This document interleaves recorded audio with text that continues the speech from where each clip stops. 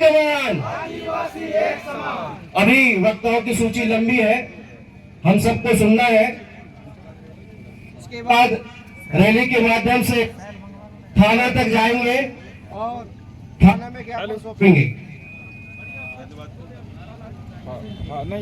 धन्यवाद इंद्रपाल भाई।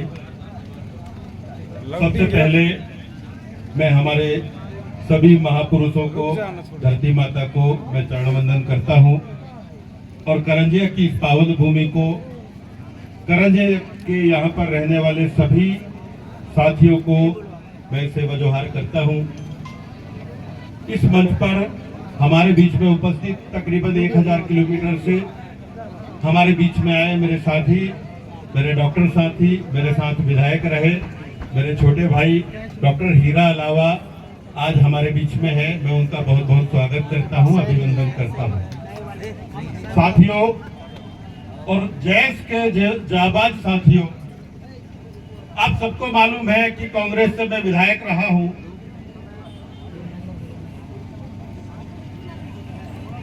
डॉक्टर हीरा अलावा कांग्रेस से विधायक है, लेकिन ये कार्यक्रम जैस के बैनर तले हो रहा है। मध्य प्रदेश के हमारे अध्यक्ष इंद्रपाल मरकाम जी वो आयोजक है, जिला अध्यक्ष नागेंद्र भाई है और आप सबके माध्यम से, पूरे जैस के साथियों के माध्यम से ये कार्यक्रम का आयोजन हो रहा है। और इसका एक उद्देश्य, जैस के बैनर के तले एक उद्देश्य हो रहा है कि हम अगर पार्टी के बैनर तले करेंगे तो शायद पार्टी का बहाना बना के कई लोग हमारे बीच में ना आए। तो जैस एक सामाजिक संगठन है, सामाजिक संगठन के बैनर के तले आएंगे तो जो भी आदिवासियों का हितैषी रहेगा वो आज हमारे मंच पे रहेगा। अगर अपने अंदर किसी पार्टी का अगर कुंठा पाले बैठा है तो आदिवासी का हितैषी तो कभी नहीं होगा। ये मंच प्योर आदिवासी का है, आदिवासियों के हित का है। इसलिए हम लोग यहाँ पर आप सब लोगों के बीच में आए हैं। मंचासीन सभी हमारे समाज सेवी साथी हमारे बीच में आए, अलग अलग जिलों के हमारे लोग आए हैं।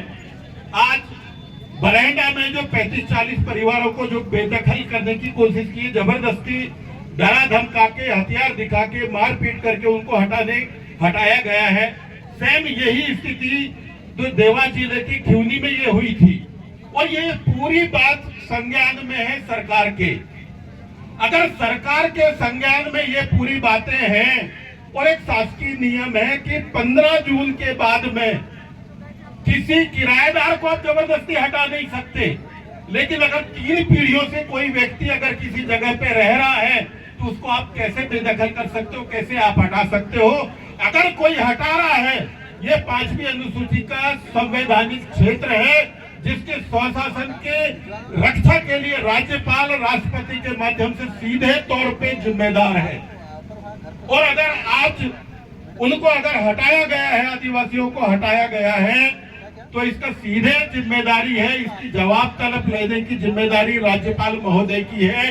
लेकिन हमने देखा है कि अपने मध्य प्रदेश में 2-2 जिलों में ऐसी घटना होने के बाद में भी राज्यपाल ने एक भी स्टेटमेंट नहीं दिया है, न शासन को किसी प्रकार का निर्देश दिया है। और यही वजह है कि मध्य प्रदेश की जो सरकार है वो तानाशाही होती जा रही है। यही वजह है कि लगातार अत्याचार और क्राइम बढ़ते जा रहा है और इस क्राइम और अत्याचार का अधिकांश जो हिस्सा है, अधिकांश जो अत्याचार है वो आदिवासियों के ऊपर हो रहा है। कई ऐसे उदाहरण है।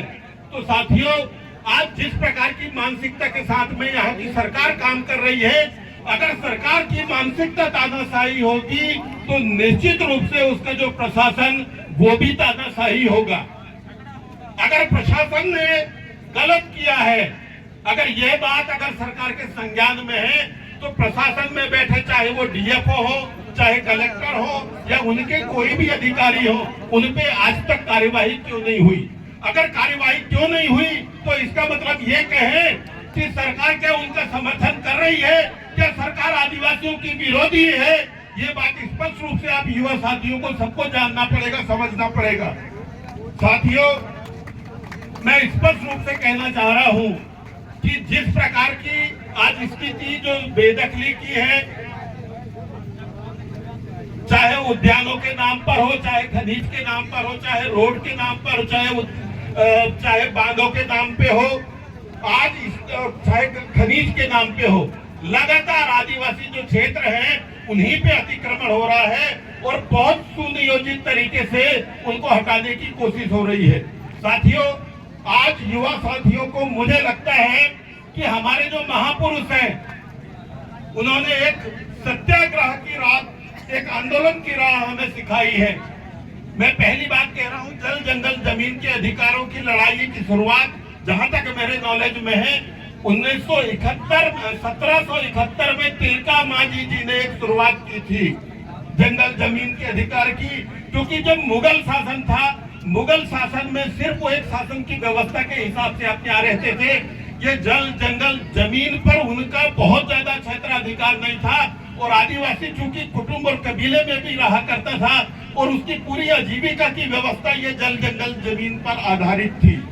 आगे बढ़ते गए, अंग्रेज आए, अंग्रेजों ने सीधे तौर पे जंगलों पे अपना कब्जा किया, खनिज संसाधन पे कब्जा किया, कोयले पर कब्जा किया और आदिवासियों की बेदखली की उन्होंने कोशिश की। और यही वजह है, इसी के बाद से लगातार आदिवासियों के कई प्रकार के सत्याग्रह हुए, आंदोलन हुए और स्थिति ये आई कि लाखों करोड़ों आदिवासियों ने अपनी शहादतें दी। 1771 के तिलका मांझी के सत्याग्रह के बाद में 1785 में उनको फांसी देने के बाद में लगातार 100 साल के बाद में 1880 में अंग्रेजी सरकार ने ये समझा कि अब आदिवासियों को उनके अधिकार देने पड़ेंगे। जब उसके बाद में ही उन्होंने एक वन अधिनियम बनाया और उसके तहत आदिवासियों को विशेष क्षेत्राधिकार दिए गए और यही जो चलते आए थे। उसके बाद में 1927 का वन अधिनियम आया। पर साथियों, आज हमारे पास में सीखने को बहुत कुछ है। पहले न संचार के माध्यम थे, पहले न संवैधानिक व्यवस्था थी, लेकिन फिर भी हमारे जो महापुरुष हैं वो लगातार संघर्ष करते आए हैं और एक उन्होंने ऐसी एक विरासत हमें सौंपी थी जिसके माध्यम से संविधान के अंदर एक विशेष संविधान का जिक्र हुआ जिसको 5वीं अनुसूची बोला जाता है। लेकिन हमको, आप सभी युवा साथियों को इस बात को समझना पड़ेगा कि जो संवैधानिक ताकत आज हमारे पास में है, आज जो संचार का माध्यम हमारे पास में है, अगर उसके बाद भी हम अगर सरकारों के विरुद्ध अगर लड़ाई नहीं लड़ सकते तो निश्चित रूप से कहीं ना कहीं कमी हमारे बीच में होगी। इसलिए साथियों, आज हमको वापस जो स्वतंत्रता के पहले जो स्थितियां थी, स्वतंत्रता के पहले जो स्थितियों में जो अंग्रेजों के विरुद्ध चाहे सत्याग्रह का आंदोलन किए, जेल भरो आंदोलन हुआ, असहयोग आंदोलन हुआ या करो या मरो आंदोलन हुआ, इस प्रकार के आंदोलन की राह पर जब तक आदिवासी समाज नहीं कूदेगा, युवा शक्ति जब तक ये नहीं आएगा, तब तक शायद हम वो सफलता हासिल नहीं कर पाएंगे जो आज सरकार तानाशाही का रूप लेके हमको एक प्रकार से कई जगह से बेदखल करने की कोशिश हो रही है। आज पूरे खनिज संसाधन के नाम पर,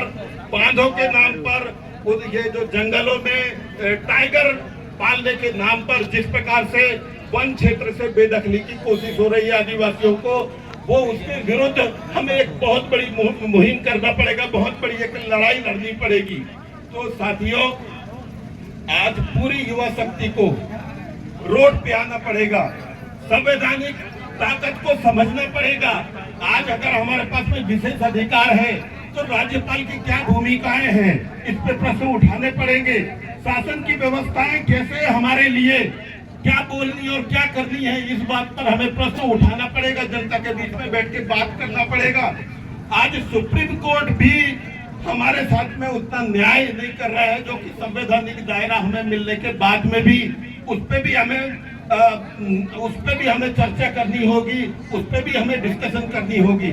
तो साथियों, सिर्फ भीड़ बढ़ाने की बजाय हम नॉलेज को भी बढ़ाएं और नॉलेज के साथ में अपने संवैधानिक अधिकारों के साथ में एक दूसरे के साथ में चर्चा करके हम अगर बातों को आगे बढ़ाते हैं और फिर संगठित होकर अगर संघर्ष करते हैं, निश्चित रूप से सरकार के ऊपर ये दबाव आएगा और जो आज तानाशाही सरकार और प्रशासन के माध्यम से हो रहा है इस प्रशासन पे इस प्रकार की जो तानाशाही है उस पे अंकुश लगेगा।